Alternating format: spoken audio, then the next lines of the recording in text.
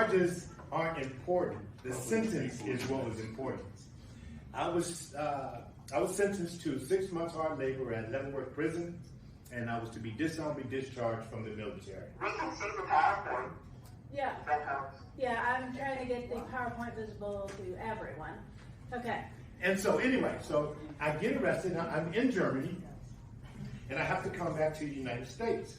Now, the whole 2 months or so I was in Germany once I was tried and convicted, it didn't dawn on me what I was going through.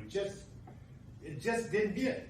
But once I hit the United States, I began to realize I had screwed up royally. And I wasn't a child of God at that time. I didn't know him. I didn't know how to pray. My family wasn't a church-going family. So here I am in this trouble, and I'm reaching out to the only one that I didn't know, which was God. Please don't let me get raped. Don't let me get killed. Don't let me die in prison. These are the types of things that go through your mind when you really screw up. So we're on the last leg of the trip to Leavenworth, and we're coming from North Carolina to Kansas. We hit Kansas, and we see a sign for Leavenworth, 20 miles away. 5 miles before we get to Leavenworth, we pulled into a place that's known as Fort Riley, Kansas. I have no idea where we're at. It's nighttime. I'm in the back of the bus. I didn't realize the separation at the time. The separation was the ones in the first portion of the bus, they were going to this place that we pulled into, which is Fort Riley. The ones in the back of the bus, the ones shackled like me, we were going to continue on to Leavenworth. So we pull over and we let these guys off the bus. They're off the bus maybe 30 minutes. We don't know what they're doing. I'm in the back of the bus crying and begging God, yada, yada, yada. 10 minutes maybe extra, but maybe 40 minutes total go by. And a guy comes on the bus and he calls for Private Crutchfield.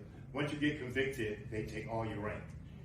As I mentioned, I went to a very prestigious leadership academy, and I was this E4 going on E5, and I never made E5 because I got busted back down to E1. So a guy comes on the bus and he says, Private Crutchfield. I wasn't accustomed to that, but he had to be talking to me.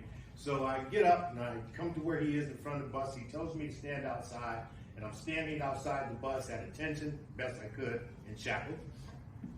And he goes into an office, a building maybe 20 yards away. He's in there maybe 15 minutes, and he comes back, and he tells me to follow him. Now let me back up. This moment that I'm telling you guys, I write it in my book, Ice. When Ice is being summoned to the captain's office, I flashed back to this moment of when I got off this bus and I'm being walked into the commandant's office. And I wrote it exactly as it was. So I say that to say sometimes writing can be therapeutic. It'll get you in touch with things that you forget, and you all of a sudden are part of the story. So anyway, we walk into the captain's office, and he asked me. In fact, let me ask you: have anyone ever heard of the retraining brigade?